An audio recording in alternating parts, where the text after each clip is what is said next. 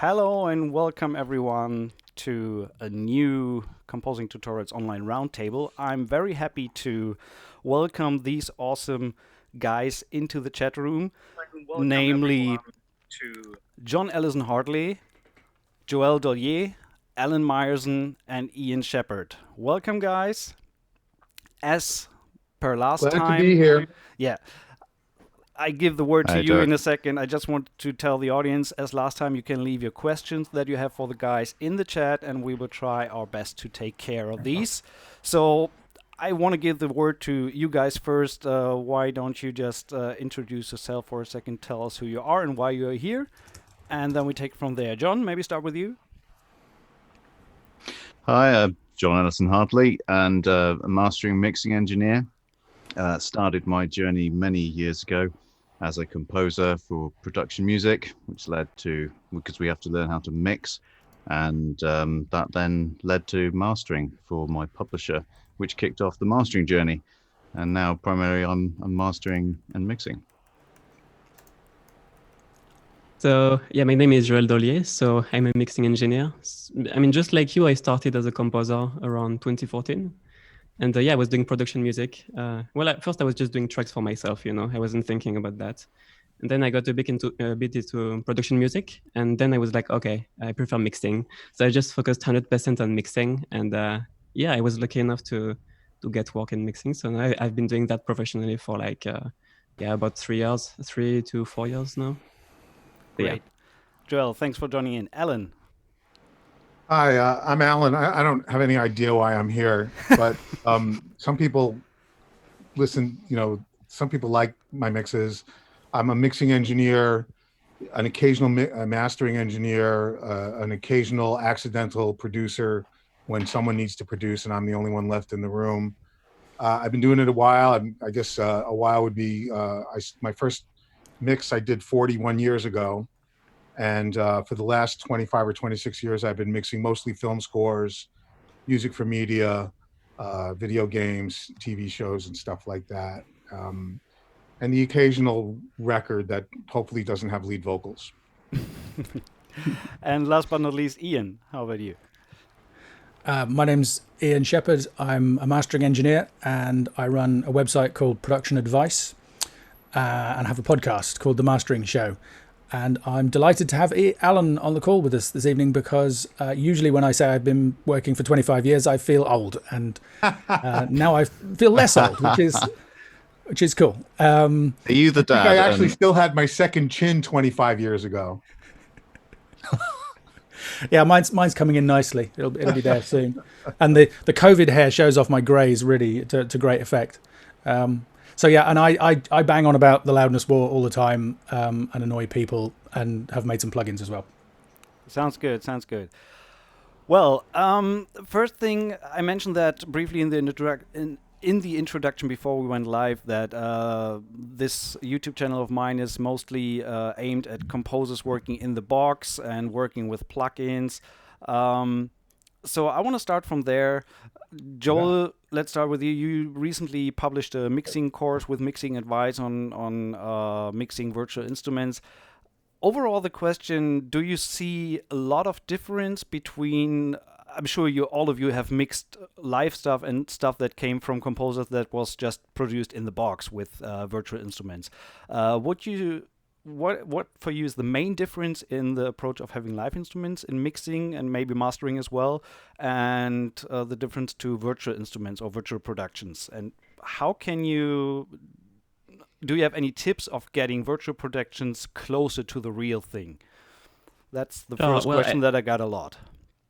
Yeah, so I think that, the one thing is that you're kind of stuck with the way it was recorded to some degree. So of course you can alter that, but so the thing with live, if you have the opportunity to just set the mics where you want them, you can really decide like what you want, how your decay should sound, etc. So the main mics basically.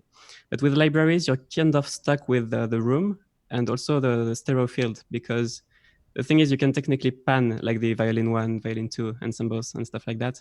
But then you kind of pan the room as well. So there is tricks that I like to do to kind of fight that. But yeah, to some degree, you're more stuck with the tone of the library. So yeah, that's the difficult part with with libraries, I feel. And also the thing is now you have to make them blend because you have maybe a different brass library, and so your strings and your brass will sound different in terms of tone, in terms of room. Some of them might be already kind of wet, some of them might be too dry. But now if you try to work from closed mics, it's just not going to sound right. So you have to judge kind of how to blend libraries, different mic positions, and somehow make all of that work. So yeah, it's about using little tricks to make that fit better, in my opinion. So that's the main difference, I think. Yeah.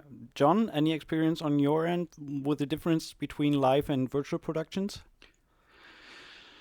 It is good. Yeah, I mean, you are stuck with the sound of the libraries that you're doing. So ideally, if you've got multiple libraries, that can be really good to get that variety of sound put in.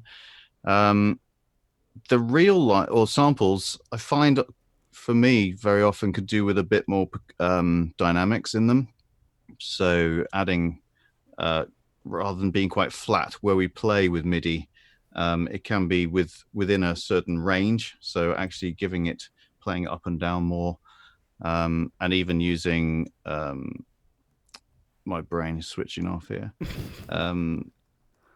What am I trying to think of? The transients, so that you can emphasize something of that to give them particularly percussive sounds and samples, just give it a little bit more life. Whereas I think you get that naturally from real players. Yeah, right. Alan, any insight on that topic on your end? I mean, I'm pretty sure that you have done a lot of both worlds, right? Yeah, well, I've done it. Fortunately, I've been sort of riding that wave for a long time. Obviously working with Hans for all these years, the sample library is pretty deep, and a lot of them are his proprietary samples. But recently, in the last 5 or so years, with computer technology sort of reaching a point where there's so much more CPU power and so much more storage, libraries are getting better. So a lot of the stuff that I would advise people to do in 2005 no longer is true now, because there's so many options. And so, what I would say to a composer who has to work with the library is really take advantage of the demo period, where you can go in there and listen to a whole bunch of different string libraries and pick the long strings that you like and pick the short strings that you like, and really, spend your time. The best investment you have isn't money, it's time. And spend the time to pick all the things, the bespoke things that you like, and build yourself a sound that's uniquely you, because there's so much that no two people are going to end up exactly alike. And I think that's what would separate people. And then, of course, there's tricks of the trade to make them sound more realistic with dynamic writing, like we were talking about, and certain EQs and transient design. And yeah. There's now there's so many percussion libraries out there. It's just, there's a wealth of stuff. The same thing with me with mixing with plugins. There's just so much out there now. I spend so much of my time just learning what's out there and experimenting with what I want to use. So right now, I think that I guess the message is, instead of me telling you the same spiel I would tell in 2005, is go out and listen to stuff and find the stuff that's uniquely fits your vision. Great. Ian, interestingly enough, not only from a mixing perspective, but also from a mastering perspective, do you see a vast difference between, I'm pretty sure that you had like virtual productions and live productions under your fingers for mastering. Do you see significant difference between the two, or are the boundaries kind of blurring out? It's interesting, because as soon as you asked the question of the others, I was thinking what I was going to say. And my initial reaction was there's not really a difference. The goals of mastering and the processes that you go through are the same. I wouldn't treat a virtual production any differently than an acoustic one or a live production. And then I thought, actually, maybe that's not true, because of the factors that the other guys mentioned. It's more challenging. The great thing about live is you have a real acoustic and you have real musicians, and the kind of the momentary mistakes or things that happen that give it character and give it flavor and make it sound real. And that's the challenge when you're using sample libraries or virtual instruments, is that you don't have any of that. So you kind of have to build it in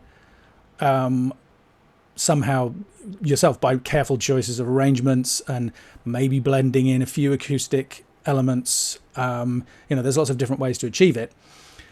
And then my third thought was actually, no, there really isn't any difference, because at the end of the day, it comes down to the skill of the people who are sending me the material. You know, I've heard some of the worst live recordings imaginable in my time, and I've heard some fantastic, entirely virtual in-the-box productions that sound amazing, and vice versa, right? There are some incredible live recordings, and there are some truly dreadful MIDI-based recordings. So, you know, I think you treat every project differently, and but I think if there's a trend for me, I would say the risk is that stuff that has been done via MIDI might sound too sterile, too flat, and therefore my goal is to kind of increase the excitement, and that might be building in some extra dynamic changes, as John said, or, I mean, in extreme cases, I might even go so far as to use something like an impulse response reverb or something. You know, if there's something that's supposed to be acoustic instruments and it samples and it sounds very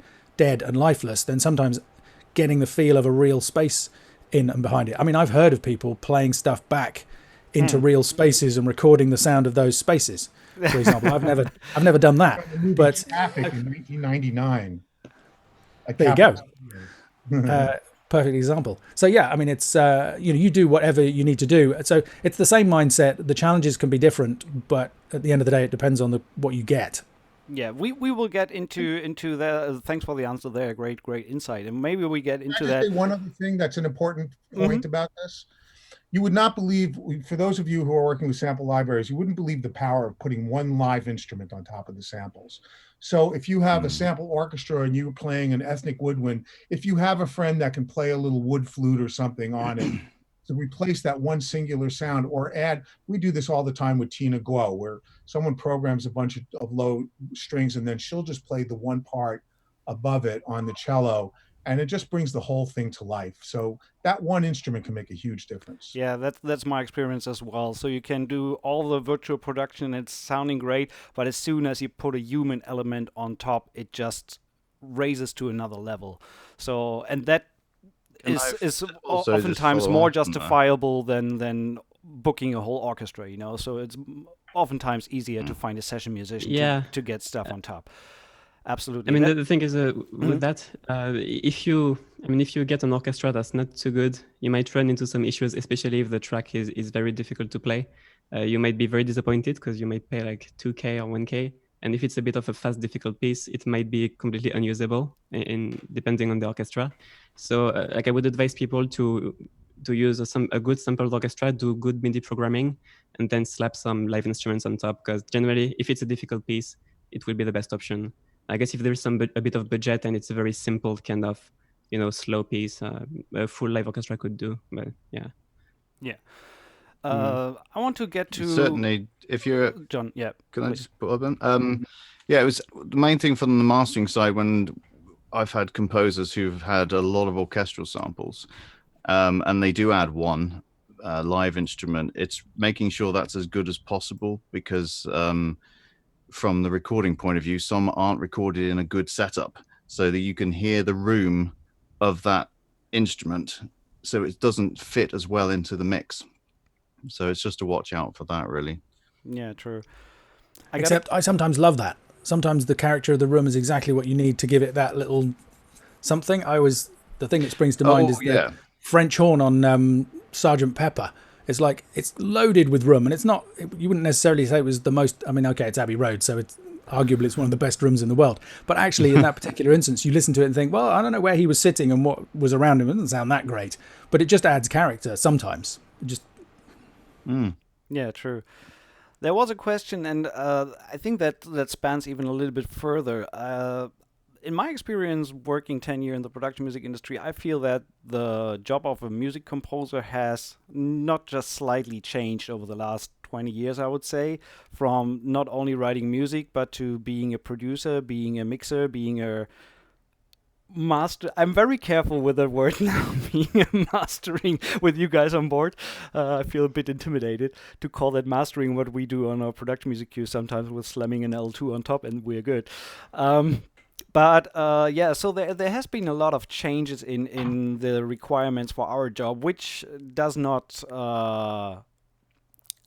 take away from the fact that we need dedicated mixers and mastering engineers for the high-end productions and pretty much for every production. But the question is, and the question in the chat was, what advice would you give for people who, for example, write music but are not fair in their mixing game? What would your advice be to get people started when they start out mixing their own stuff? What is essential to look for? What kind of beginner tips can you give people who need to look into mixing their own stuff? Maybe Alan, start with you this time, or Ian? Whatever you want. I'm happy to talk about it.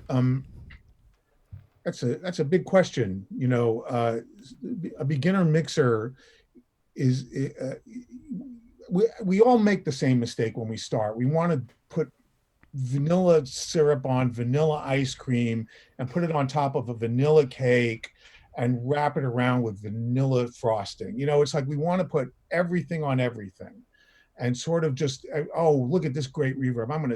I solo the track. I put this huge reverb on it and it sounds great in solo. Then I unsolo the track and it's like, wow, everything's a mess. It needs more reverb, you know, and I've always found that the secret to making my mixes work better is I always need less than I think I do.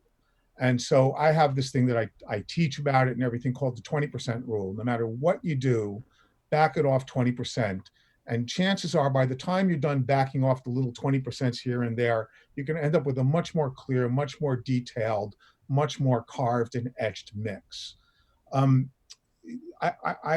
That would be my best advice to a beginning mixer is you probably don't need as much as you think you do. And, you know, if you're comparing something that you're programming, don't play Gladiator. You know, it's just not a fair comparison because that's 200 live musicians, you know, and it sucks, by the way. It's from the guy who mixed it. It kind of sucks. And, you know, that would be the thing. The other thing would be, if you have a friend who's an engineer, let him help you build a template, you know, let him get in there and, you know, maybe walk you through a couple of reverbs, maybe show you some tricks for how to keep your reverb, you know, maybe rolling off a tiny bit of low end into the reverb or whatever the flavor of your style of music is with someone that has a little bit more experience and, you know, go through that, you know. To me, the biggest thing that is lost nowadays is mentorship, is the chance for a young composer, a young engineer to have a chance to sit behind someone with more experience and sort of learn the tools of his trade.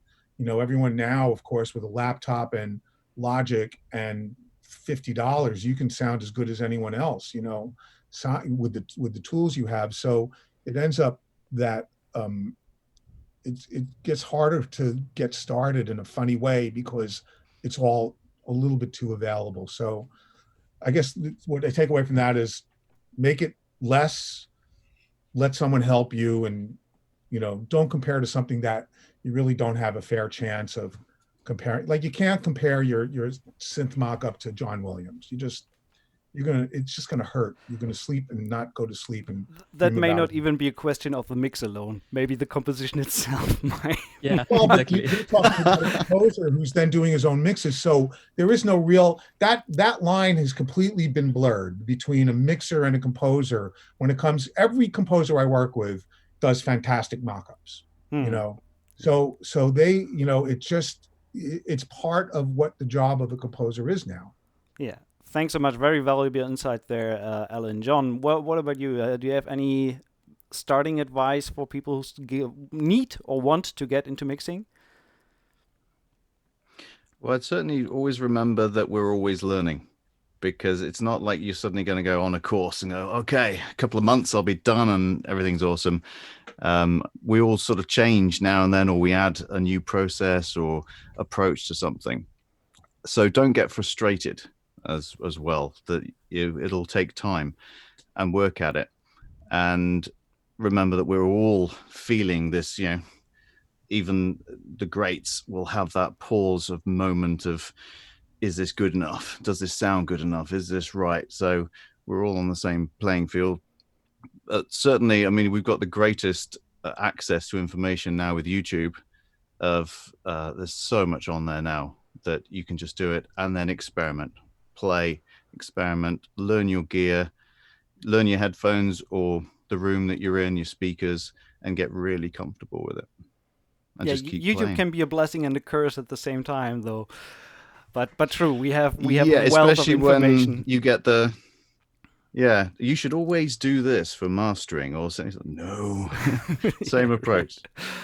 Joel, I mean, you pretty much wrote a course for beginners and for composers to mix their own stuff. So people can obviously look that up. But what would be your most important things to look at for getting into mixing and what to look out for? Well, I guess I'm gonna say two things. First of all, it's gonna take a while because your ability to mix is you're just gonna need time for your brain to learn how to listen to EQ, for example, or listen to compression. It's even more difficult with compression. And so that's gonna take some time. So just keep going, don't feel like you can't mix. It's gonna take time for your brain to learn and get to know how to be confident in your mixing decisions.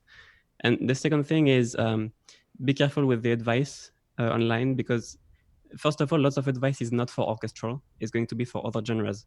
So if you type how to mix drums and you see, parallel compression on drums. Yeah, this can be really cool on rock drums because there is lots of dynamics. So it can be nice to kind of bring up the room in between all these big dynamics. Now for orchestral drums or libraries which are already processed, parallel compression might not help, especially if you set the attack wrong. So basically, you probably need less than you think. I'm just going to repeat what Alan said because it's so important. And just try to focus more on EQ and reverb, because honestly, if you do a good EQ, good reverb, and you don't mess too much with the libraries, one more thing is distortion. People say, add distortion to crunch drums. But if you don't have the ear to adjust the distortion, you're just going to crunch all the attacks.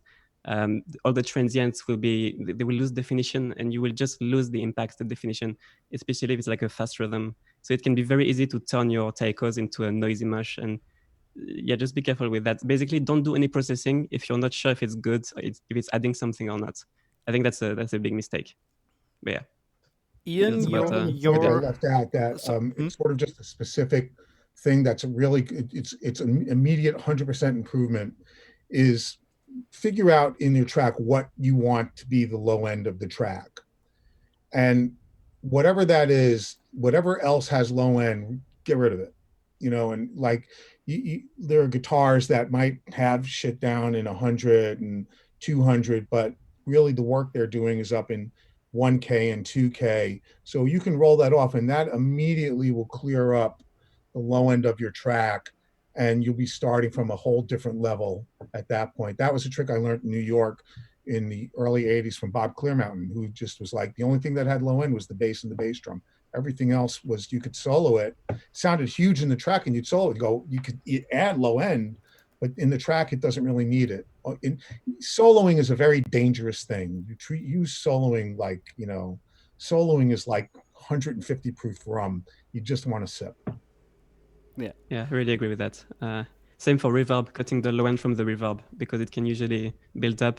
And especially for orchestral music, I find that the low dynamics of orchestral music tend to be longer and less precise. So you might get away with, in dance music, you might get away with having more kind of low end overlapping, even though it's probably good to filter that. But it can really be destructive if you have like a big low reverb, low taikos, low contrabasses, and it's all piling up in like the 50 to 100 range, So the reverb also definitely cannot filter it, I think, at least to like 100 or 120 in most situations, I would say. Now, not always, but most of the people I know do that, at least. They filter the reverb in the sub bass to avoid big buildups, especially hall reverb. I'm a big fan of filtering the top end out of reverbs as well. Particularly on a vocal, if you've got any kind of sibilance in the vocal, it'll just catch the reverb and add this huge kind of 80s shh to it. If you want it to sound natural, you can just roll most of that out. It's still going to do its job of adding space. Where would you set the cut point for that? It depends. But I mean, probably kind of 2K-ish, I would say, because anything above that is starting to get into the treble. If the goal is to kind of get rid of those frequency, the high frequency stuff. With a gentle 6 dB slope or even more? Possibly 12. I mean, again, it depends. I would just roll it in, see how it sounds, move it till it stops sounding nasty. And that's the one tip that I have that the other guys didn't bring in. especially if you're recording live instruments, put up a mic, go into the room, listen to the instrument, go back in, listen to it on headphones or speakers, however you're monitoring. If it doesn't sound good to you, as it did in the room, go back and move the mic a bit. Moving the mic a couple of inches, 3 inches forward, 3 inches back, up, over, looking down on the instrument, or down, looking up, or from the player's perspective, whatever you can do. If you just keep moving the mic until it sounds good, then you're so much further forward than if you just put up some mics and go, well, that's what it sounds like, and then try and deal with any problems that you're hearing at some later stage. So, really, and I mean, I guess the same if you're using virtual instruments. If you're choosing a sound, don't kind of go for the first cello sample or the first clarinet sample or whatever it is. Try and get as close as you possibly can to the thing that's in your head. Yeah. Which leads on to I had two other points, both of which were picking up on things that Alan said. I mean, he said, be careful with your reference tracks, and I completely agree with that. But I would say, get good reference tracks. Oh, yeah.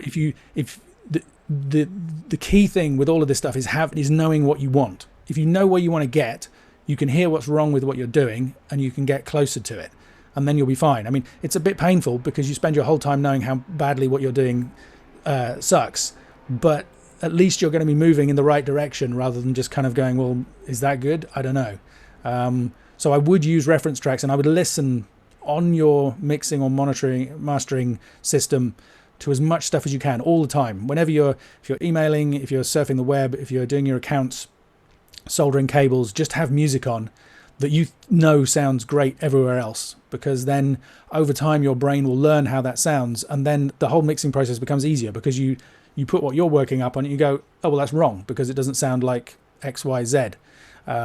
And then you can move forward from there. And the other thing, Alan suggested getting advice from a friend. I would go one further than that and see if you can get a friend to do it for you. I mean, if your goal is to become a mixer, then that's not going to make sense. But if your goal is to be a musician, then try and find somebody whose goal is to be a mixer and team up with them and form a partnership. You can both get good and you can both learn from each other. But that's a win-win situation. You both get experience, because most of the people I teach a mastering course for people who want to master their stuff at home, which might sound weird from a professional mastering engineer, but it doesn't overlap. There are people who want mastering engineers to work on their stuff, and there are people who want to do it themselves. And sometimes they cross over, but usually that's what they are, and they want to go for it. So lots of people come to me and they say, the problem is I don't have material to work on. So to find somebody, there's going to be a mixing engineer or a wannabe mixing engineer out there who's going to be delighted to get your compositions to work on. And that can be just really beneficial. Yeah, I think with what you said, one of the most important things, at least for me, I feel that way. I mean, each process has its place, like doing mastering yourself or having a mastering engineer working on your stuff. When I work on production music sounds or work for a TV library where I know I need to get that stuff out the next day, there is just no time to have something mastered externally and stuff like that. So each has its place. But overall, I'd say, and I hope you agree there, the most important thing about having someone externally either mixing or mastering is actually not necessarily the skill set, but actually the second pair of ears that can judge your work. Not because when you're writing, you're immersed in your work, you're in the track, and you might lose sight of objective decisions. So, and when you have a second pair of ears, be it in the mastering process or in the mixing process as well, it's definitely a big step into helping you with decision makings that helps better the track. I do that all the time. I call it having an adult in the room. I don't care how long I'm mixing. It's still, I have a guy down the hall from me, this fantastic composer named Matt Margison, who just did Kingsman, but he's literally across from me. And whenever I'm in a big mix that I'm not sure about, I grab him in, I put him in my chair, and I watch him listen. I don't even listen when he's listening. I just watch him listen, because I can see by watching him what's working. It's like in the old days, I was a dance record mixer. And we used to, in New York, we used to take our cassette and bring it to Danceteria and stick it on and see if people danced or not. And if they stopped dancing, you had to fix something.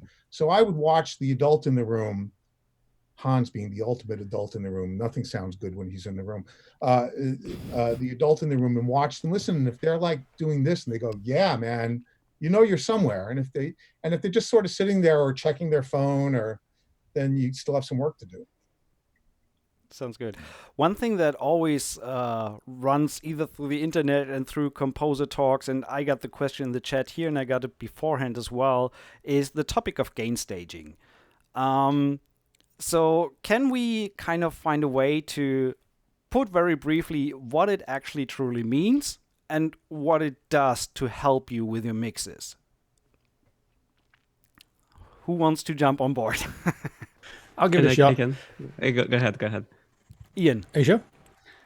It's to get the optimal level at every stage. So in digital, it basically means don't clip it, but there's no point in having the peak meters down at -50.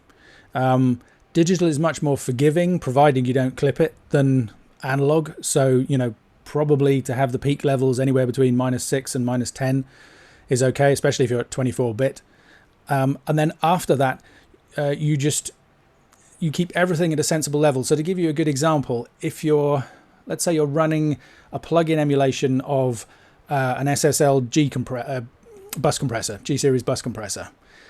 That thing was designed to operate with an RMS level of around about -18 going in. So not the peak level that's on the output of your DAW, but the RMS, or these days you could use an LUFS meter. You can run that plugin however you like. You can push stuff super hot to it or super low level. But if you want to get the authentic tone of it the way it was designed to be used, you want to be sending your input signal to it at around about that level. And the same applies to an actual piece of analog gear, if you have an analog outboard, or if you're using any kind of emulation like all the Universal Audio plugins and all the rest of them.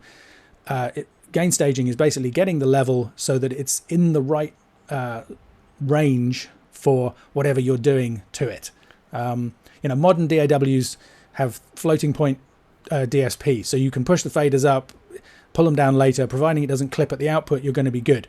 But that doesn't apply to anything that's pretending to be a piece of analog kit or any real piece of analog kit. So you get it well above the noise and below the point where it distorts.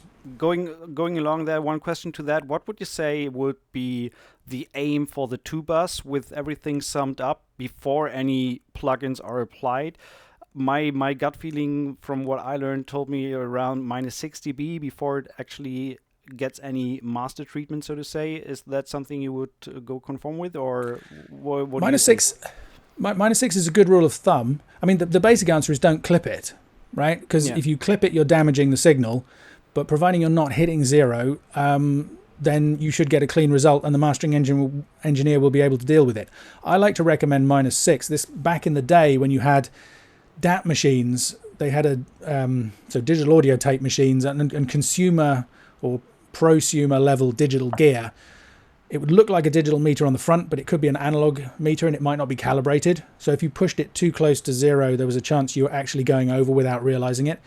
So that advice started back then, but these days it follows through and it feeds into what I just said, which is that if everything is ramming up against 0, there's a good chance you're running various things in the processing chain too hot. And maybe it sounds great and that's a creative decision and it's fine. But if you haven't heard something working the way it's meant to work, you're not going to be able to tell the difference between that and what it sounds like when it's being abused. Right? So, I mean, there's another good thing for starting mixers. We don't be tempted to slam compression on everything, use too much processing. Just experiment and find out, well, what does this sound like when I do it like this? What does it sound like when I do it like that? So that you can make choices rather than doing things by accident.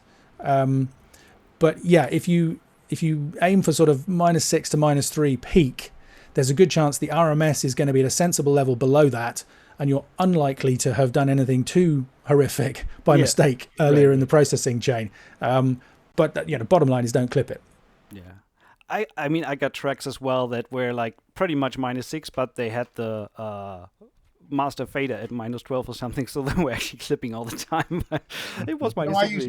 I use clip gain a lot for, like a lot of times some of the people I work with print really hot, and I find that I'm almost immediately compromised by where I have to put the fader level in terms of, there's two, there's gain structure, there's gain structure in terms of the audio pathway, and there's also gain structure in terms of the Pro Tools ergonomic layout, where you can end up with a fader without any throw, and a fader, that's a mistake I make all the time. I pull my master fader down, and the faders inside of the VCA are like all the way up, and now I can't do a ride. But not talking about that, but when I get super hot stuff, knowing I'm going to have to get out to a bus, a stereo bus, I might clip it down 8 dB so that I can still run the fader at a reasonable spot in its throw and still have room to operate. Yeah, that's yeah. Joel. So I mean, honestly, what I would do is first do the clip gain, just like Alan said, because you want the volume going in the plugins to not be too hot. That way you can just do your plugin chains. And it's around, minus 18 is good for most plugins to get, you can push it more, but minus 18 RMS is good. And then I would also kind of start with a template with all the faders lowered down, especially for orchestral. Because if you will end up with a huge session and you have like 80 tracks or more, it can really build up. So if you just start with the faders at 0, you can easily clip the master. So I don't think it's too bad if the master is like at minus 20 or minus 15 in RMS. It doesn't really matter, because when you export your mix for mastering, or you master it yourself in a different session, you're gonna use like 24-bit dither, and you're gonna export to a 24-bit or 32-bit file. So it's not like you will lose anything, So don't worry about pushing it to minus 6 or like even minus 3 or whatever. But just make sure that you start low enough so that you never kind of run into any trouble. Now, the issue is that if you go really too low, like you set your input levels to like minus 40, there is some plugins that don't allow you to disable the noise, or they have like a fixed noise level. It's pretty rare nowadays, but that can be a problem now, because if you boost the signal afterwards, then you can raise the noise plus the signal that was too low to begin with. So that's the only thing. So I would kind of aim to like the input clip gain to be around minus 18 RMS for most instruments, and then all your faders lowered down to start. And then you have plenty of room. If you need to boost the master, you can put a gain plugin, trim on the master, so it's all good. Yeah, and from a composer perspective, that actually starts even before you touch the first fader for mixing, because especially working in the virtual instrument world with contact libraries and Omnisphere libraries, all these developers put out their stuff mastered to the max, or at least with a volume to the max. So when you load an Omnisphere patch, oftentimes you already clip the channel with just one patch playing it. So my advice, what I do is generally when I bring instruments in my session in Cubase, and usually I think every DAW has that kind of feature, is to bring the pre-gain down minus 10 from the get-go, to at least have a sensible starting level. And even with minus 10, when you have, like Joel just said, when you have 80 instruments running at the same time, even then you get close to 0 and get close to clipping. So I had sessions where I had my pre-gain down to minus 15 just to have a usable level in the end when everything comes together. So that is another thing that's really important to keep in mind, that the source material already, usually in the virtual world, is pumped to the max, so you need to bring that down before you actually hit the fader or any plugins. So I think that's one of the most important things there as well. Yeah, one thing that can help with that is working with a console. Sorry? Yeah, John? You can go ahead. No, go. I was just going to say something that can help. Something that can help with that is working with a console emulation, like the Slate Mixtrack console. Because that way you're kind of forced to start with good levels, and you have a meter on every channel. So it kind of forces you to get the levels right, and you have that meter right there, that VU meter. So that can be convenient to just get your levels right, I think. But yeah, it's not a must. It's just, it can help. John, you wanted to jump in as well? Yeah, I was just going to be on that. I've got my gain plugin set at minus 6, so that as the default. So that's one of those things where you can just select all the tracks, and then I either put 1 or 2 of those on in a row. So it's already going to take that down. And I suppose it depends if people are mixing to the stereo bus or if they're mixing to buses, because if your buses aren't clipping, you can pull down lots of buses together rather than having to worry about the stereo bus. So that a lot of people just go straight to the output though now. So I definitely started with buses when I started. Cool. Gives much more control. Yeah, one. I want to jump onto the next topic. Looking at the clock, one of the biggest issue, no matter what mixing or mastering discussion comes up, that will always find its way into the discussion, is of course reverb. So there have been a bunch of questions beforehand in terms of reverb, and we will get into a little quick answer session with favorite compressor, EQ, reverb, etc. towards the end of the stream, so you can already start thinking about that, what you're going to answer. But the question is, especially in the virtual world with different sample libraries, with different spaces that they have been recorded in, etc., do you have any tricks or tips up your sleeve how you can try to come up with a cohesive sound, especially talking about like virtual instrumentation, virtual orchestration, like we're working with samples, trailer music, all that stuff that we media composers do on a day-by-day basis. Any tips and tricks appreciated at that point? Be it plugins or settings or whatever you can think of, what helps get a cohesive sounding space. I think I would say don't try and mix too many reverb types. You know, reverb can do different things. There's reverb to extend a snare sound, to give it more space and sustain. You know, if that's one possible use, and for that you might have one type of reverb. But then there's reverb. I mean, I mentioned adding it to virtual instrument mixes to give them character of the space. And if you're going to do that, that's another thing. I would say 1, 2, 3 maybe reverb types. But if you start going beyond that, it's all just going to turn into a mush. And particularly if you if the goal is to blend things together and make them sit well together, I think using something that is either, you know, an impulse response reverb, so it samples a real space, or it emulates a real space really effectively, could be a good choice, because it will make everything sound more like they were in that space to begin with. And providing the instruments are fairly dry to begin with, that can help make it cohesive. The other suggestion I would have is to go the complete opposite of that and get a reverb that is kind of completely bland and has almost no character of itself, and just, you know, adds sustain and spaciousness to the sound without trying to sound like a real space or do anything kind of flavorful at all. And those, I think that's two kind of different ways of, I think, doing the same thing. But yeah, kind of adding multiple reverbs, different reverbs to every instrument is just going to be a recipe for disaster, and you're not going to get a convincing result. Yeah. Alan, any insight on your end? Yeah, I mean, there's so many great things out there now that are to play with. And, you know, the interesting thing, if you're working in the box with samples, is because the samples are all recorded in their own spaces, you sometimes using a unified reverb pulls it all together, but sometimes it does different things to different sounds.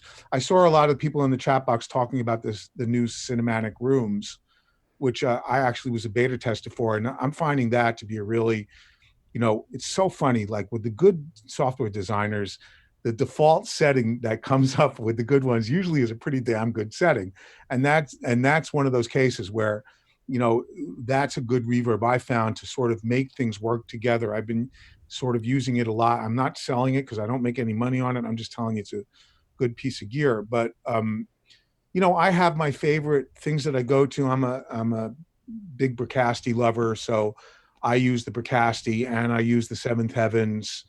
I love you know, these new the Capital Chambers are just, I find fantastic. I actually find that I use those on, I just did a mix for Boy George yesterday, and I found it was a duet, and I found that by putting the Capital Chamber on the insert of the vocals with just a little bit and calling that my dry sound, and then having that hit the reverbs and stuff, it really did some amazing stuff. And so, you know, there's so much out there now, so much to experiment with. And then still to this day, for $50, the Valhalla is the best deal in town. It's definitely my, you know, my desert island reverb. You know, if I can only have one mic and one reverb, it would be a 57 and a Valhalla, because I could do anything with those two things. I can Truer get words away. were never spoken. My go-to reverb as well. It just sort of, and the beauty of it is in Pro Tools, it's a great audio suite reverb. If I need to add a tail and I don't want to get into automated sends and stuff, if I need to have an orchestra just sort of last a little longer, I'll just highlight the end of it and then highlight 5 seconds after it and stick a little Valhalla on it, do a big old crossfade, and Bob's your uncle. There's just so much great stuff. I mean, that's my problem I'm having recently, is there's so much great stuff out there now. I mean, we need a 3-hour one of these to just talk about all that stuff. True that. But talking about which, I mean, obviously there's a vast difference between type of cues, etc.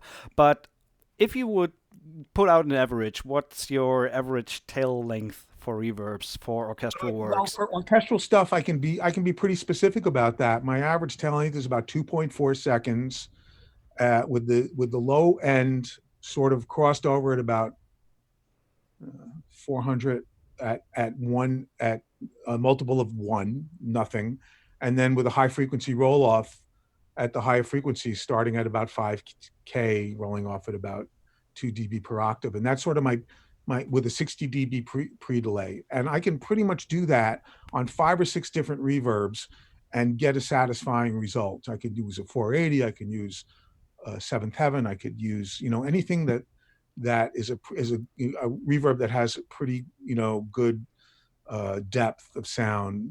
Certainly the cinematic rooms, and that's my starting point. And then I just go, and then I always have one reverb that's a little bit longer than that. So and I sort of play between 2 reverbs all the time. I actually even put the sends to them on faders and automate between the two as I'm mixing.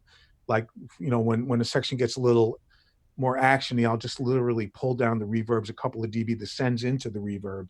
And when it gets more linear and melodically stuff and wants to be more emotional, I'll push up the longer one a little bit. And that's sort of part of my mixing process. I spend a lot of time building layouts, and that's one of the main layouts I have, is my orchestral layout with my reverb environment on it. Yeah, I think what people oftentimes forget is that it's not only the technicality of things and having a room around your audio sources, but it's also in the same way an artistic element, like the mix or the writing process itself. So how much reverb you put onto the vocal or onto the strings, etc., is also not only a technical choice, but also an artistic one. Right. And the great pop mixers, the guys who are doing all the hit records, they don't leave things as a static level. They're constantly thinking, well, let's dry up the verse. Let's make this chorus have a little bit more delay. And if you look inside of their sessions, you're seeing, volume rides and all of those things. And the fact that not, if you're working on a track, it's not one thing that sits the whole time. You have to work it into the bigger sections. And sometimes making a section bigger is just pulling down the 2 bars before it slowly, imperceptibly down a dB, and then bringing it up a dB and a half when the chorus hits. Mastering engineers do that all the time to get that bigness in the section. Music is an emotional thing. There's music, none of the technical stuff matters. I mean, it's all, everyone has their own way of doing, everyone that's good has a way of expertly doing the technical stuff. It's all about how it affects you emotionally. And sometimes the thing that makes the hairs rise on the back of my neck are completely different from one song to the next. And I think I nailed something, and I've created the new great way to do it, on piece A, and then I put it on piece B and it doesn't do shit, And that's my lesson of the day, is not everything works all the time. Yeah, that's a great thing for people starting out mixing. From that first question we had, if you're just getting started on this, you don't expect to be able to put all the faders up and let them run. It's like, I sometimes think that a mix is only ever finished when I can tell you exactly why every fader is where it is in every single bar. It's like, even if it's just, well, I'm just keeping the energy from that previous thing, or I'm filling in the gap from whatever. And another thing would be to use automation, clip gain, and fader rides before you ever reach for a compressor. I mean, the first few professional mixes I ever did, it's a while ago now, but I only had 3 compressors to use, and they were all tied up like from the minute 1. So everything else was done with fader rides, and it's still some of my favorite stuff. Sounds good. Yeah. What reverbs? Just I wanted to give advice about something really library specific, because composers who deal with libraries can have issues with reverbs. And there is something that I think at least I run into it all the time. It's that libraries don't really match in terms of room, or sometimes you have a live instrument and it's just going to sound very close, because someone recorded that in their room, and you try to match that with the sound of a big library recorded in a professional space, and it just doesn't blend. So I think that you can use reverbs, especially room reverbs, to kind of create early reflections and create kind of a neutral ambience around the sound. And this can put a first kind of layer of depth around the sound, like a close home chiller recording, and that can kind of put a room to the sound, and then you can put a hall afterwards, so in series. So you can put the room as insert and then send that to your main hall bus, which would be sending all the instruments. And that can help kind of bring back some unity to the sound way more than just using one reverb.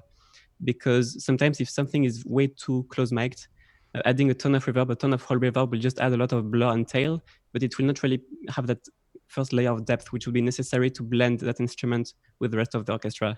So there is a great reverb, which actually I learned about it from Alan, the 2016 Stereo Room Eventide. And that one just puts that first layer of depth, and it's very neutral. You can have reverbs which have early reflections, which will completely destroy the sound. Some of them you just use the early reflections, it's terrible. But this one is super flat, and it just responds well and adds the first layer of depth. So I love that for libraries, some libraries and some closed 2016 mics. is great because it puts things back. It literally, you can push something 5 feet back in the room with the 2016. Just so good. That's true. I learned that early on. That's where you've got John. Yeah, you go ahead. No, so it's just that bit of where we go back to learning what we actually have, is that all these reverbs, there are so many reverbs, even stock ones, that you can really get some good stuff out of. And it's play with them, learn them, find the ones that you like, and don't just go and get one because somebody said you must have that particular one. Totally. Sure. Find your sound. Yeah, there's a little bit of discussion going on. I find that interesting, and that's actually something, especially in regards to mastering and the finer intricacies of mixing. A lot of us composers work at home in not perfectly treated rooms. Usually we do have a set of speakers sitting around. We have a mostly decent pair of headphones, sometimes even not that. But from the professional view, when you work in that kind of conditions with not perfectly treated rooms, etc., would you say it's still better to judge your work on speakers in a not ideally treated room, or is it better to work on headphones, or is there a way to ideally combine these two worlds, working with headphones and speakers, and what should you watch out for to be able to still judge your work technically correct, if that's possible at all?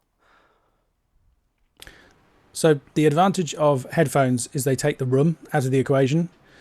The problem with working in a room with monitors is it doesn't matter how good your monitors are, if the room isn't up to scratch, you're going to struggle to get great results.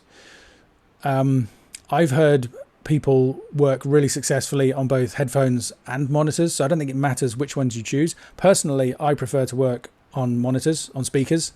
I prefer to feel the physical aspect of the sound in the room. That's part of the decision-making process for me. But that could just be because that's the way that I grew up with it. I actually interviewed Glenn Schick on episode 50 of the Mastering Show podcast that I do. And he mastered the #1 Grammy album. He masters everything these days on headphones and a laptop. Which he does sometimes at the beach, which sounds like a pretty ideal workflow to me. But he obviously gets fantastic results with them. They're very expensive headphones. The key thing is to learn it, right? Whatever you do, you need to learn what you're listening to. So it's a different art working on headphones than speakers. And whichever way you go, you need to take the time. You can't switch from one to the other. You can learn both. Whatever it is, you need to take the time to learn what stuff is supposed to sound like. But I think it's crucial that if you have the best monitors in the world, and you need a certain amount, I would say, of acoustic treatment in almost any room, unless you're insanely lucky and your room happens to be somehow acoustically perfect, which never happens. You're going to need some acoustic treatment. I mean, this little room here is my room at home. It used to be the garage, or garage if you're in America, and I was so impatient the day after the paint was still drying, and I brought the stuff in here and started listening to it, and I just thought, oh my God, I've just wasted, thousands of pounds getting this room converted because it's going to be unusable. And then the next day, my acoustic treatment arrived from GIK Acoustics, who are great if anybody's interested. I also don't get a commission from them. And I put it in, and I was like, oh, that's okay. It's going to be fine. And actually, this room turned out to sound great, which it didn't deserve to because I didn't. It's what I had. But yeah, you can work on either. I would say it's harder on headphones, but that's my personal opinion. Yeah. The most important money you're going to spend in your studio is on sound treatment. If you have $10,000 for speakers, spend $8,000 on sound treatment and buy $2,000 speakers, and I guarantee you it'll sound better than if you buy $10,000 speakers. That's solid. Yeah. I would say what It's also Joel? What people can do is have a combination of like one main listening device. I think it's very important to have a main one because you learn the sound of it. It's like your main thing to check your mix. And then you can have a secondary listening device or even more, but a secondary one which you can use for different purposes. So one thing I learned by mixing on headphones is that especially if you have open back headphones, you will not get as much bass. Open backs don't get that thumping bass. And I think someone mentioned that before. With speakers, you get a more physical, I think it was Ian, you get a more physical feel, right, from the bass. And I think it's very important because it can help you balance your sub. With headphones, it's more difficult. You can easily kind of forget how much sub you have. So what I like to do is, personally, I mix on the HD 800s. It's good because it's flat kind of in the mid-range and the treble. It's really good for that. And I know the sound of them. But then to check the sub, I also have monitors. And that's mostly just to kind of judge the sub energy and the thump energy, it helps you balance it out.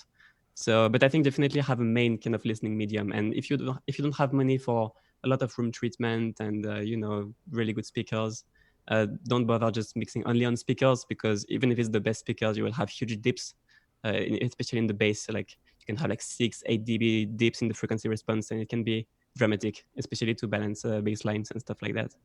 So yeah. John, any advice on your end? Yeah, it's using multiple speakers so different sounds. It's like doing the car test as well, going out, and if you've got too much bass in the car, you've definitely overdone it. And certainly when you're using headphones, it's to remember that that's binaural, so you've only literally got your left and right, left and right. Whereas with your speakers, you're listening in stereo, so the right speaker is also going to your left ear, so it's a different sound. But it's also remembering that people will listen on speakers and they're also listening on headphones. So you might mix more towards a headphone as well. And unfortunately also on laptop speakers and telephones. Yeah. Well, that's why it's always mixed and mastered to sound as good as possible on as many things as possible. Yeah, but talking about listening in different areas, I remember the time after back in my band days when we had a mixing session or whatever, and then going for a ride to check the mix in the car, and it all fell together. Didn't sound at all. I still do that. You still do, let's see. Of course. Yeah. But now I don't bring a cassette anymore. I just make an MP3, email it to myself. Yeah, right, there you go. And then just plug in my phone. Yeah, one of the bad advices I got that is pretty much one of the cheapest way, even if you have a non-ideal listening environment, is to actually fire up your mix and go into the next room and listen from outside. Because that also helps to spot standout frequencies or something that sounds odd if you have too much low end or too much high or any frequency stick out. Also for the levels. And also for the levels, yeah, if something is not sitting in the mix or sticks out, you hear that very much better being outside of the room from the room next to it. One last question. Even if you don't have an ideal mixing surrounding, what do you guys think of? Meanwhile, we have these products available, these waves emulation, the reference treatment for headphones to flatten the curve. I didn't think I say that again so fast. So these different software solutions that are out there and even simulate like a speaker environment in your headphones. I think there was the Focusrite had a little hardware box that emulated, and I know that Waves had this NHS, it's called, I think. NX. Waves NX simulation. What do you guys think about these solutions? Is this something worth looking into? Waves is a great company. They care a lot. They're putting a tremendous amount of R&D into it. They're doing a good job. I can't honestly say that I've tried it to the point where they wish I had, but I think people like it. I think it's worth a try. I think that that concept of the fact that headphones are binaural and stereo is not necessarily binaural experience is a very important point. So that if you don't have good speakers and you do want to get that speaker experience on headphones, that it might be worth giving that a try. And then I think it's really, again, up to buyer beware. If it works for you, it works. And if it doesn't work for you, it doesn't. But I can't work in headphones really that much. Maybe it's the age and, too many years of headphones on, but every headphone I wear has to be around the ear. I won't let anything touch my ears anymore. And I won't be in a headphone for more than half an hour a day anymore. I just refuse. Yeah. I think it's also a question of personal choice and personal preference and what you are just used to and what you grew up with. People, I was just going to say, people keep asking me about SonarWorks, who make monitor treatment software and headphone treatment. So with the monitors, you put up a mic and you measure the room, and it aims to optimize what you hear coming from your monitors. It does the same for headphones. I'm skeptical about the room treatment solution. I would always go for acoustic treatment first, get it as good as you possibly can, just with the speakers and the sound of the room and the materials in it. But I know lots of people who've used them and said that actually it's surprisingly good, particularly in the current situation. Obviously, a lot of pro mixers have ended up having to do work from their home rooms or even just a spare bedroom, right, because of social distancing, and have been surprised at how effective SonarWorks is. I have tested it with the headphones. I've got Sennheiser HD650s, which are sort of an industry standard. They're not the best headphone in the world, but they're pretty good. They sound much more close to what I expect if I have a personalized profile for those headphones. So they've been measured and there's a calibration for that specific pair of headphones. So the generic setting for HD650s is kind of an improvement, but the personalized one for those is really pretty good. Having said that, if I'm using them, I probably prefer not to use SonarWorks with them unless I'm specifically, let's say I've got a particular bass thing that I'm concerned about, I'm in a mixing environment or mastering environment that I'm not familiar with, then I might use them with the software to get that kind of objective sound without the room coloring anything. But actually, if I'm just listening on them, I prefer to just listen to them as they are, even though they're not completely flat in that way. Yeah, I think beside the fact that, or in other words, what's really important also is not necessarily what type of gear you use, but how, and most importantly, how often you use the gear. So back in the day, we used to say you can mix on a kitchen radio if you listen to it long enough and know how it sounds. So, I mean, may not be as true, but what I want to say is when you have a pair of headphones or decided for a pair of headphones, spend a lot of time listening to your favorite mixes, music, artists on these, or not only headphones, even if you got monitor speakers or something. Listen in your environment and get used to the sound. You grow with the sound. You grow your ears. You get adjusted to the sound, even if it's not a perfectly treated room and you may have issues with frequencies sticking out or being buried because your room just is not treated well enough. But it's absolutely important that you take the time to get used to your gear, and then it doesn't really, I mean, of course it doesn't matter if you mix on $20 headphones or on $2,000 headphones. There is a difference.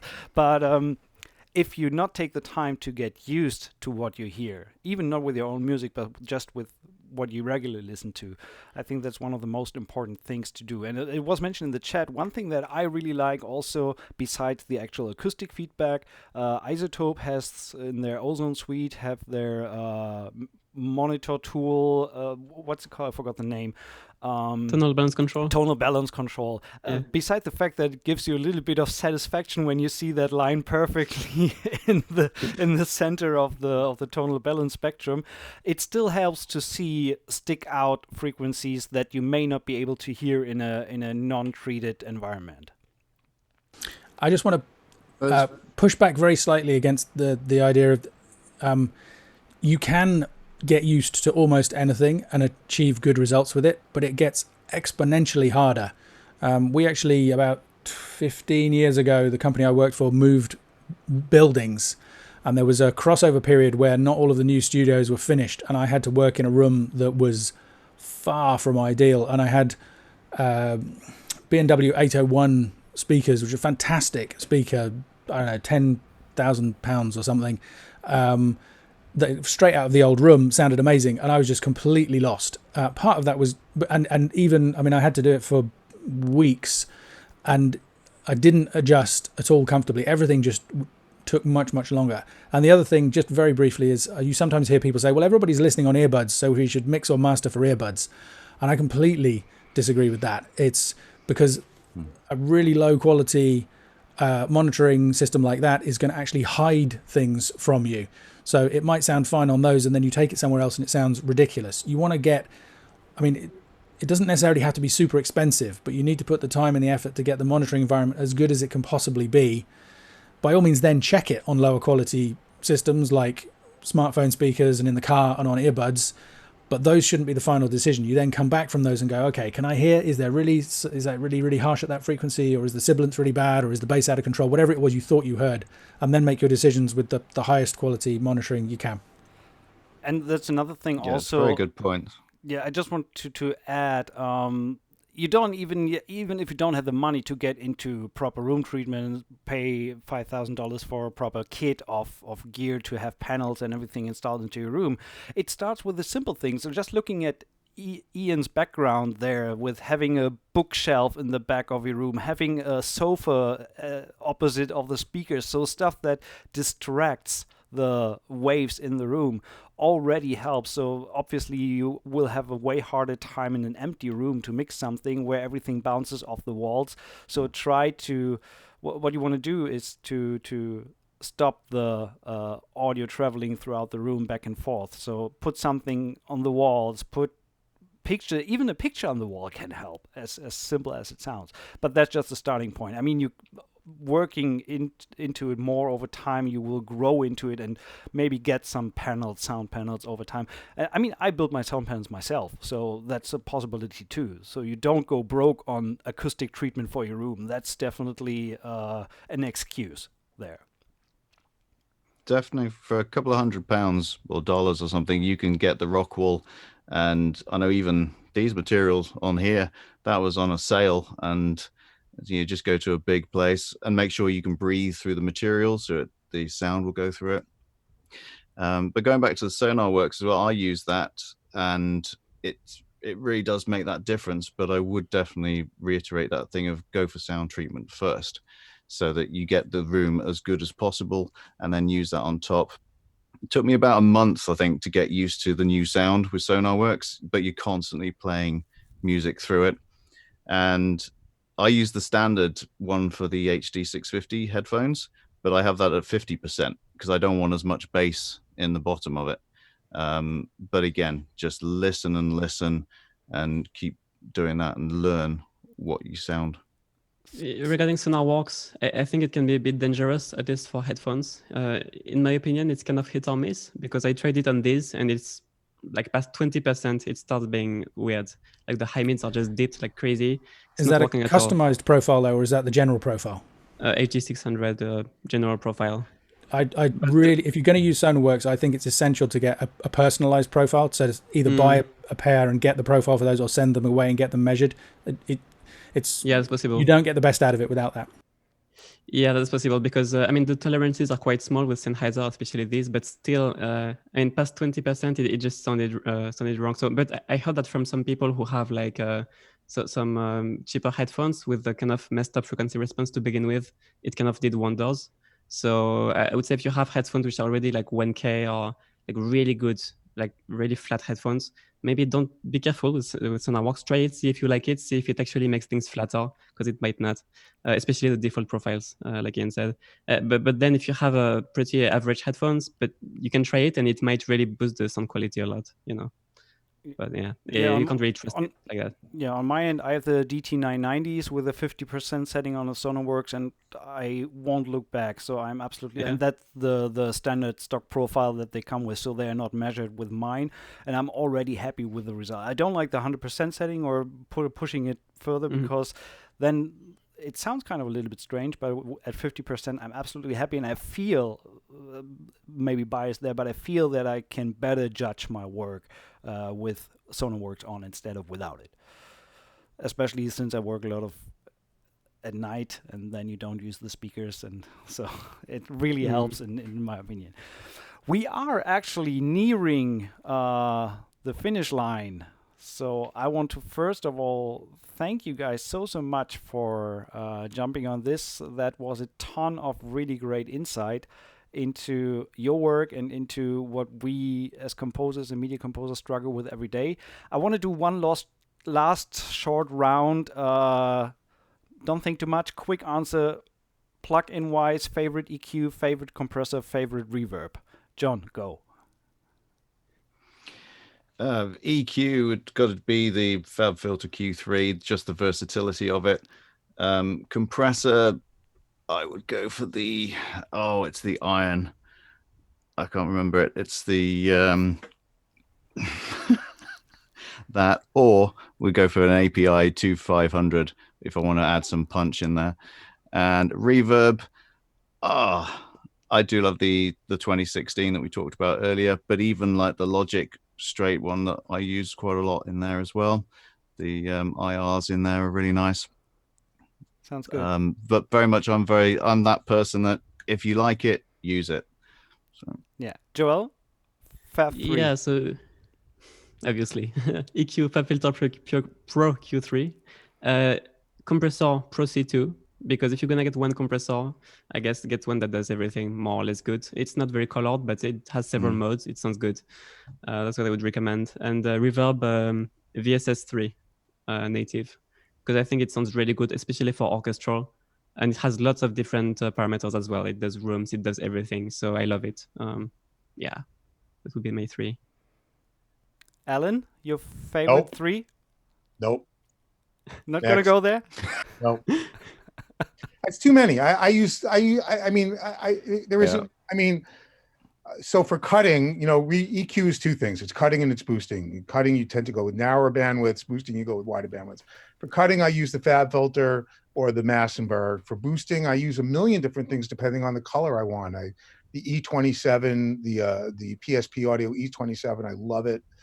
I love the Puig Tech, the Pultec stuff. It depends on what it is, where I am at that moment.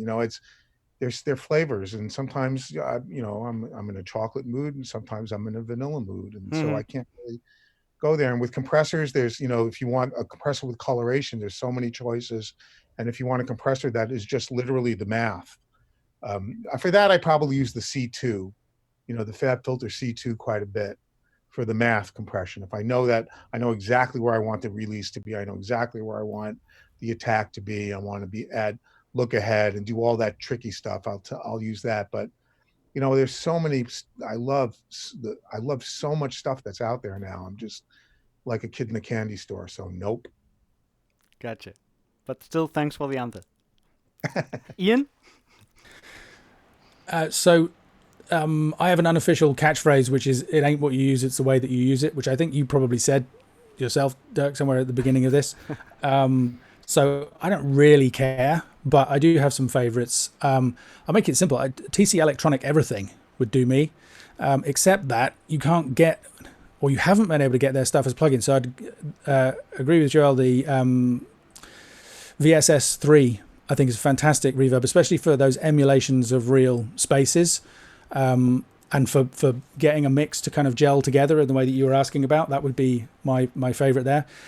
But then also the TC limiter and their EQ as well. When I had the System 6000, they were amazing. They've just released the Master X and the limiter as native plugins. So I haven't had a chance to try them. So I don't know whether I can actually say those or not. And I don't know whether I'll like them as much in their new incarnation. But if they're anywhere near as good as the old versions, then I will love them as well. But otherwise, I'm also a big Fab Filter fan. True. Yeah, on my end as well. FabFilter is pretty much the go-to for whenever down to surgical with the Q3. So for tweaking, I do love the Clariphonic on a master bus. It just does something for the high end that I can't really explain. It just adds some sparkle that just sounds great. And with compression for me, mostly it's actually the stuff that is in the Stephen Slate bundle, the VBC rack. I love that. If you slam the VBC rack without any settings, just on the master channel, just listen to the difference it makes just slamming that plugin onto it without any settings, just the emulation of the circuits and the circuit board that is running through. It just does something to it that sounds amazing. And Reverb for me is, Alan mentioned that before, is Valhalla Vintage Room, is pretty much everything I need to get everything done that I need to do in my tracks, at least. You know, the couple of other plugins that for smaller companies, I know we're out of time, and you know, there's a lot of companies that I have relationships with, and I don't want to abuse any of my relationships, but a couple of smaller companies that are just doing unbelievable stuff now, if you haven't experimented with them, is the OEK Sound Soothe is an incredible plugin, and their transient designer too, this Spiff, I think it's called. And then the other one is the Sound Theory Gulfos, which I have found that, you know, I only use it for cutting. I only use it it seeks and destroys bad frequencies. It resamples 100 times a second, so it's completely seamless. And I find that just adding 1% of that takes away 3 EQs I would have used, you know, so not to push those companies, but they're certainly worth trying if you haven't tried them yet. And then the other one is the Quartet made by I can't remember. It's the Quartet, and it's a multi-band dynamic EQ compressor limiter made by he's going to kill me. Just look up Dwayne Wise Quartet, and these are just tiny little companies that are making great stuff, you know. I have a couple of affordable recommendations as well. I really like the stuff that TDM are making, Tokyo Dawn Masters. There's a Nova EQ, and they make loads of their stuff is good, and it's incredibly affordable. There are free versions of a lot of it, and then you can get the Gentleman's Edition, which is where you pay more and you get more for the money. For that. My favorite affordable plugin, though, is the Klanghelm VUMT, the Klanghelm Vumpt, right? You should buy it just because it's called that. But it's an emulation of an analog VU meter. And going back to the topic of gain staging, if you want to, you know, get your gain levels about right, if you install a VU meter, they're super sensitive in the middle around the 0 setting. So you, from mixing, say, if you calibrate your VU to -18, as we were talking about, and keep the needles hovering around that area, pushing up a bit, you'll soon see when you go too loud. You'll soon see if things are getting really low. VUs are quirky, you know, they're more sensitive to bass than other things. So you have to learn how to use them like any meter, but it's incredibly affordable. And then if you're mastering, you could recalibrate it to something louder. I would recommend -11. But my levels are quite conservative by modern standards. Sounds good. Sorry for the dog, by the way. There is a plugin I would like to recommend. It's the Perception plugin. It's very good. It allows you to really it allows you to balance. Doing the French accent. What was it called? Sorry, the Perception plugin. Perception. Okay, yeah. Perception. It's my plugin. It's exactly. I knew Who's that by? Yeah. Yeah, Metaplex, which is Ian. It's great because it allows you to bypass entire plugin chains. So you put a source plugin at the beginning and you put a master plugin at the end, and you can just bypass and level match your entire mastering chain. So no matter what plugins you want to use in your mastering chain, it just does the job. It's amazing, like on every master. And also Gulfos is on every master, so just a little bit. So yeah, but the Perception plugin is so good. Yeah, I can't walk without it. Yeah, thanks, Joel. Glad you like it. Yeah, we actually didn't jump into that, maybe intentionally. The whole loudness thing is a different beast. I don't want to go into there, but for people who are interested, Ian, your website has a load of information about that to look into decent mastering levels and what should be and should not be done. Just make sure don't go too loud and don't crank it. That's good advice. Alan, we didn't hear what the name of that company was. Can you tell us again? Wholegrain. WHOLEGRAIN. Okay. I make sure from the stuff that we mentioned, Ian, you said Tokyo Dawn Labs, I think it's actually named. I will put the links below the video afterwards for people to look that up. Yeah, other than that, I can only say we have reached the end of this roundtable. I want to wholeheartedly thank you guys for jumping on board. That was incredible.